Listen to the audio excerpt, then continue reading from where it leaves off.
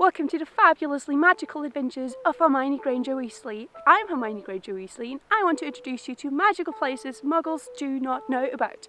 And behind me is the first one. It is in the city of Jena, in the centre of Germany, in a state called Thuringia, as the locals say, Thuringen. And it has been a magical place ever since it was erected in 1150. Its first mention was in 1160. And Ron, what are you doing?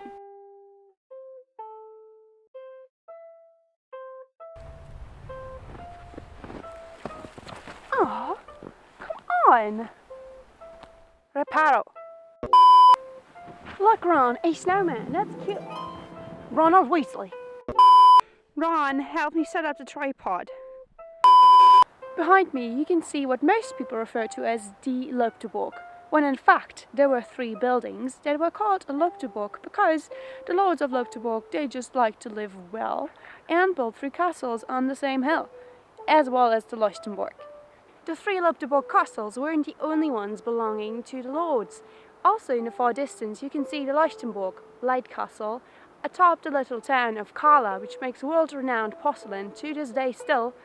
And you can visit it. There's a museum, you can walk around the grounds, you can go up to the tower. It has Christmas markets, regular events, and it's well worth a visit because you have a stunning view.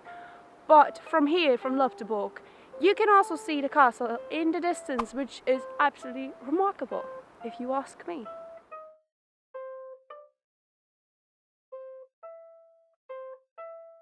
So the building that the locals here refer to as the Lobdeburg is actually the middlest building. The highest one you can barely see anything of. There are just a few little rests of walls standing, but this one, while not really intact, is still the biggest piece you can find.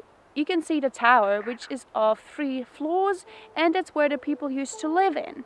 You can see a few ornaments, and I'll take you there to show you around.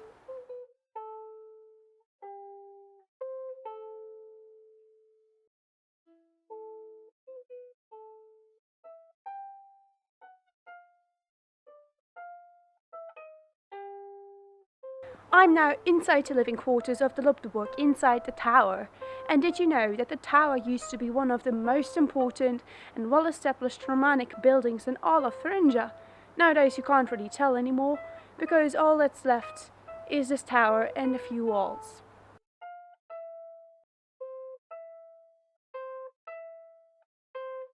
You can still see where the beams used to be that held up the different floors. And this appears to have been a chimney. Even the famous German poet, playwright and writer Johann Wolfgang von Goethe came here a couple times between 1802 and 1808 because he visited friends in Drakendorf, which is at the foot of the hill, and he even dedicated a poem to the castle called Burgschloss, Castle Palace.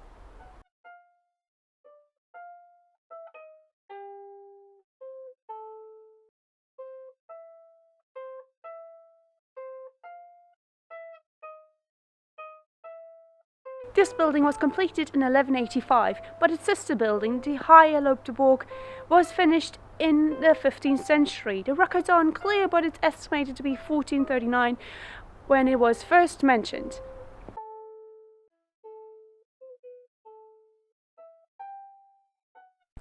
While you might not see much of the castle nowadays because it's mostly a ruin, you have an epic view over the little area around the foot of the hill all the way up to the next castle. It is the lower part of the city of Jena and is a beautiful valley in which the river Saale flows.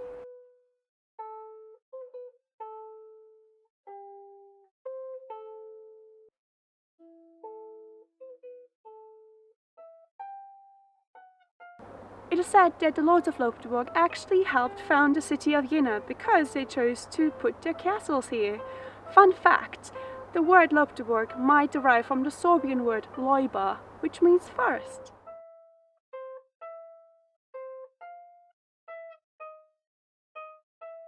There are multiple paths that lead up to the castle. Some are pretty easy, others are a bit more challenging, but if you're really lazy you can drive up to the restaurant, which is just below the castle, and then just go up a little bit and then you're there.